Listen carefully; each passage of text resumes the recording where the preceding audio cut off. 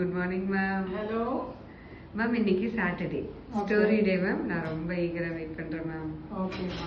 சந்திரன் தெரியும் இல்லையா, அதாவது மூணுன்னு சொல்லுவோம். அது வந்து சூரியனை பார்த்து சொல்லுது. எல்லாருக்கும் என்னதான் ரொம்ப பிடிக்குது, எப்போ ஈவினிங் வருதுன்னு காத்துக்கிட்டு இருக்காங்க. அப்புறம் என்னை பார்த்துட்டே ரொம்ப ரசிச்சு நிறைய கவிதையெல்லாம் எழுதுறாங்க.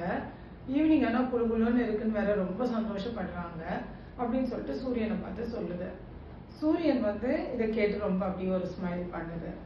அப்போ திரும்ப இதை சொன்னது பத்தாதுன்னு அது இப்போ சூரியனை வேற ஏளனப்படுத்துது.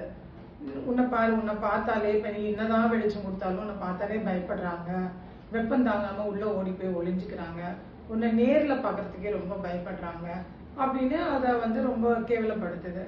அப்போ சூரியன் ஒரு ஸ்மைல் பண்ணுச்சு. உடனே அந்த சந்திரன் சொல்லுது, என்ன நான் சொல்றதுக்கெல்லாம் ஒரு ஸ்மைல் கொடுக்குறேன், போட்டி வைக்கலாமா, யாரு பிடிக்குதுன்னு போட்டி வைக்கலாமா அப்படின்னு கேக்குது சூரியனை பார்த்து. அப்ப சூரியன் சொல்லுது, ஓகே போட்டி வைக்கலாம். நம்ம இருக்கும் போது சந்தோஷப்படுறதை விட நம்ம இல்லைன்னா எவ்வளவு கஷ்டப்படுறாங்கன்றத நம்ம பார்க்கலாம்.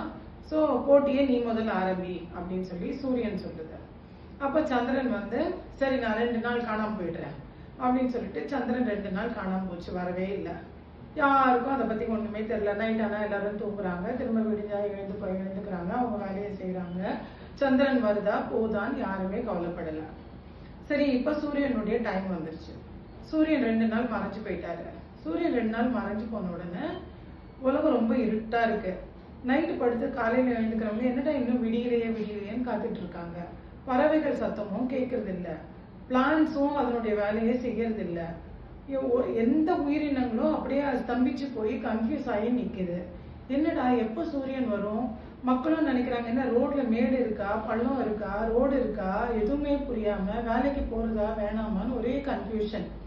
ஸோ இந்த மாதிரி இருக்கும் போது 2 நாள் கழிச்சு சூரியன் வருது. சூரியன் வந்தோடனே எல்லாருக்கும் ஒரே சந்தோஷம்.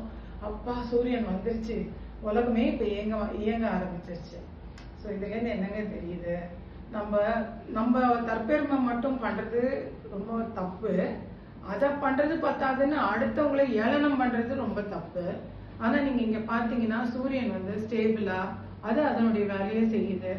தினமும் காலையில உதிக்குது, திரும்ப ஈவினிங் ஆனா அது மறையுது, அதனுடைய வேலையை செய்யுது. கொஞ்சம் முன்ன பின்ன ஆனாலும் அதனுடைய வேலையை அது ஒழுங்கா செய்யுது. அது இல்லைன்னா எவ்வளவு கஷ்டம்ன்றது நம்மளுக்கு நல்லாவே தெரியுது.